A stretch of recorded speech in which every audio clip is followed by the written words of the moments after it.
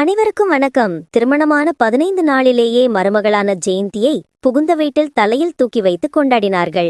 வீட்டை சுத்தமாக பராமரிப்பது, சுவையாக சமைப்பது, மற்றவர்களிடம் சாந்தமாக பழகுவது என்று எல்லாவற்றிலும் சிக்ஸர் அடித்தாள் மருமகளான ஜெயந்தி. கணவனான சிவாவும் மாமியாரான லக்ஷ்மியும் ஜெயந்தி தங்களுக்கு மருமகளாக கிடைத்தது தாங்கள் பூர்வ ஜென்ம புண்ணியமாக நினைத்து மகிழ்ந்தார்கள். எல்லாம் நல்லபடியாக சென்று கொண்டிருக்கையில் லக்ஷ்மி கோவிலுக்கு கணவனான சிவாவும் வேலைக்கு சென்றிருந்த நேரம் வீட்டின் கதவு தட்டப்பட ஜெயந்திதான் கதவை திறந்தாள். எதிரில் தாடி மற்றும் சிவந்த கண்களுடன் கிழிந்த ஃபேன் சட்டையில் தடுமாறியபடி ஒருவன் நிற்கவே வித்தியாசமாக பார்த்தாள் ஜெயந்தி. நீங்க யாரு என்று அவனை பார்த்தும் கேட்டாள். அவன் அவளை நிமிர்ந்து கூட பார்க்கவில்லை. அம்மா வீட்டில் இல்லையா என்று கரகரத்த குரலில்தான் கேட்டான். அத்தை கோவிலுக்கு போயிருக்காங்க என்று பதில் தந்தவள் மீண்டும் அவளிடம் நீங்க யாரு என்று கேட்டாள் ஜெயந்தி. அவன் பதில் எதுவும் பேசாமல் வந்த வழியாகவே திரும்பிச் சென்று விட்டான். ஜெயந்திக்கு ஒன்றும் புரியவில்லை. அவன் யார்? ஏன் வந்தான்? ஏன் சென்றான்? கதவை சாத்திவிட்டு ஏதோ யோசனையில் உள்ளே வந்து அமர்ந்தாள். அடுத்த 30 நிமிடத்தில் கோயிலுக்கு சென்று லட்சுமி வீட்டுக்கு வந்தவுடன் சிறிது ஓய்வு எடுத்த பிறகு அவள் சாப்பிட்டாள். அதன் பிறகு ஜெயந்தி கேட்டாள் மாமியாருடன், அத்தை, கொஞ்ச நேரத்துக்கு முன்னாடி ஒருத்தர் வந்தாரு, உங்களை கேட்டாரு. பார்க்க பாவமாவும் இருந்துச்சு. நீங்க இல்லன்னு சொன்னதுமே அப்படியே வந்த வழியிலே திரும்பி போயிட்டார் அத்தை. லட்சுமி எதுவும் பேசாமல் மருமகள் சொன்னதை மட்டும் கேட்டுக்கொண்டிருந்தாள். ஆனால் இதை ஜெயந்தி கூறியதும் லட்சுமியின் முகம் சற்று மாறியது. சாப்பிட்டு விட்டு ஒரு பெருமூச்சு விட்டபடி லட்சுமி சோஃபாவில் வந்து அமர்ந்தாள். ஜெயந்தியை பார்த்தாள். ஜெயந்தி, வாமா, இப்படி வந்து உட்காரு. ஜெயந்தியும் வந்து அருகில் அமர்ந்தாள். உன்னை சிவாவுக்கு பொன் கேட்டு வரும்போது எனக்கு தியாகம்னு ஒரு மூத்த பையன் ஒருத்தன் இருக்கான். அவன் இப்ப எங்களோட இல்ல. அவனால எங்களுக்கு எந்த தொந்தரவும் இல்லைன்னு சொன்னது உனக்கு ஞாபகம் இருக்காமா என்று கேட்டாள். ஆமா அத்தை, எனக்கு நல்லாவே ஞாபகம் இருக்கு. இப்போ அதுக்கு என்ன அத்தை என்று கேட்டாள். என்று புரியாமல் கேட்டாள். அவன்தாம்மா இவன். எப்பவும் சொல்றேன், அவனால நமக்கு எந்த தொந்தரவும் வராது. அவன் பேர்ல கொஞ்சம் பணம் போட்டு வச்சிருக்காரு என் வீட்டுக்காரு. ஒரு இடமும் அவன் பேர்ல இருக்கு. எல்லாத்தையும் அவன்கிட்டே கொடுத்துடலான்னு தோன்றுனாலும் அதை கொடுத்தா மொத்தமா குடிச்சே காலி பண்ணிடுவான். அதான் 6 மாசத்துக்கு ஒரு வாட்டி வருவான். பணம் கொடுப்பேன், போய் குடிச்சே அழிப்பான். அப்புறம் வருவான். எங்களுக்கும் இது பழகி போயிடுச்சு. உங்ககிட்ட இதெல்லாம் முன்னாடியே சொல்லியிருக்கணும். நான் தான் எதுவும் சொல்லல, என்னை மன்னிச்சிடுமா என்று உருகினாள் மாமியாரான லக்ஷ்மி. இதை கேட்டதும் மருமகளான ஜெயந்திக்கு அதிர்ச்சி.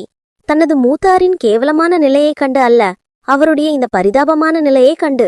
எதுக்கத்த மன்னிப்பு கேட்டுக்கிட்டு? அவரும் எங்க அத்தை இருக்காரு என்று கேட்டாள். 4 தெரு தள்ளிதாமா ஒரு ஓட்டு வீட்ல குடியிருக்கான். எங்க கல்யாணத்துக்கு அவருக்கு நீங்க சொன்னீங்களா என்று கேட்டாள் மருமகளான ஜெயந்தி. இல்லம்மா, ஆனா அவனுக்கு தான் தம்பி கல்யாணம் அப்படிங்கிற தகவல் தெரிஞ்சிருக்கும் என்று சொன்னாள். தினமும் சாப்பாட்டுக்கு என்னத்த பண்ணுவாரு என்று ஒரு ஆதங்கத்துடன் கேட்டாள். ஆதங்கத்துடன், ஏதோ வெளியில கிடைக்கிறத வாங்கி சாப்பிட்டுக்கிட்டு சாவை எதிர்பார்த்து காத்துக்கிட்டு இருக்கான் என்று சொல்லும்போதே தாயின் மனதிற்குள் வலி ஏற்பட்டு அது கண்ணீராக காட்டியும் கொடுத்தது ஜெயந்திக்கு. இது வியப்பாக இருந்தது. உண்மையிலே லட்சுமியின் மகன்தானா இவர்? தாய்ப்பாசம் என்பது கொஞ்சம் கூட இல்லையே என்று ஜெயந்தி யோசிப்பதை புரிந்து கொண்ட லட்சுமி பேசினாள். நீ நினைக்கிறது புரியுது ஜெயந்தி. இவனை திருத்த நாங்களும் எவ்வளவோ போராடியாச்சு. ஒரு கட்டத்துக்கு மேல என்னை தொல்லை பண்ணி நான் தற்கொலை செஞ்சுக்குவேன் என்று மிரட்ட ஆரம்பித்தான். ஏதோ உயிரோடாவது இருக்கட்டுமேன்னு நான் கண்டுக்கிறதில்ல. எனக்கு 2வது மகன் சிவா வாழ்க்கை முக்கியமாச்சே என்று லட்சுமியின் பேச்சில் உண்மையும் இருந்தது.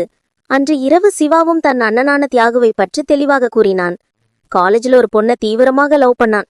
கடைசியில் அந்த பொண்ணு மனசு மாறி ஓடிட்டா. அதனால மனமுடிந்தவன் ஏரியில் குதிச்சிட்டான். சில பேர் பார்த்ததால உடனே அவனை நாங்க காப்பாத்திட்டோம். படிக்கவும் இல்ல, மனசு பாதிக்கப்பட்டு ராத்திரியில கத்தவும் ஆரம்பிச்சான். அந்த கவலையெல்லாம் அப்படியே குடியா மாறிடுச்சு. அப்பாவும் தினமும் இவனை நினைச்சு மன உளைச்சல்ல இறந்துட்டான். எங்களால அவனை திருத்தவும் முடியல. ஒரு மறுவாழ்வு மையத்துல சேர்த்து விட்டோம். அங்க ஒருத்தரை அடிச்சுட்டு ஜெயிலுக்கு போய் வந்தான். இப்போ ஏதோ கடமைக்கு உயிரோட இருக்கான் என்று வேதனையுடன் அவனும் சொன்னான். மருமகளான ஜெயந்திக்கு இப்போதுதான் புரிந்தது. குடும்பத்தால் வேறு வழியின்றி கைவிடப்பட்டவன் தான் அவர். அவருக்காக யாரும் மிக மிக தீவிரமாக மீட்பு பணியில் இறங்கவில்லை. எத்தனை வருஷமாக இந்த குடிப்பழக்கம்ங்க என்று கேட்டார். 10 வருஷத்துக்கு மேல இருக்கும் என்று சிவாவும் சொன்னான். கூடவே நீ இதுல எதுவும் அழட்டிக்காத ஜெயந்தி என்று சிவா சொல்ல சிரித்தாள் ஜெயந்தி. இப்ப அவரும் எனக்கு உறவுதாங்க, அதை மாத்த முடியாதே. ஏதோ ஒரு யோசனையில் தூங்கியும் போனாள் ஜெயந்தி. சில நாட்கள் இப்படியே கழிந்தது. ஒரு நாள் காலை தியாகு தன் வீட்டு கதவை தட்டும் ஓசை கேட்டு வெளியே வந்தான். ஒரு சின்ன அதிர்ச்சியுடன் வியப்பாக தன் வீட்டு வாசலையும் பார்த்தான்.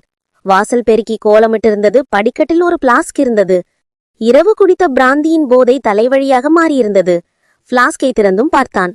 டீ ஆவி பறக்க தயாராக இருந்தது.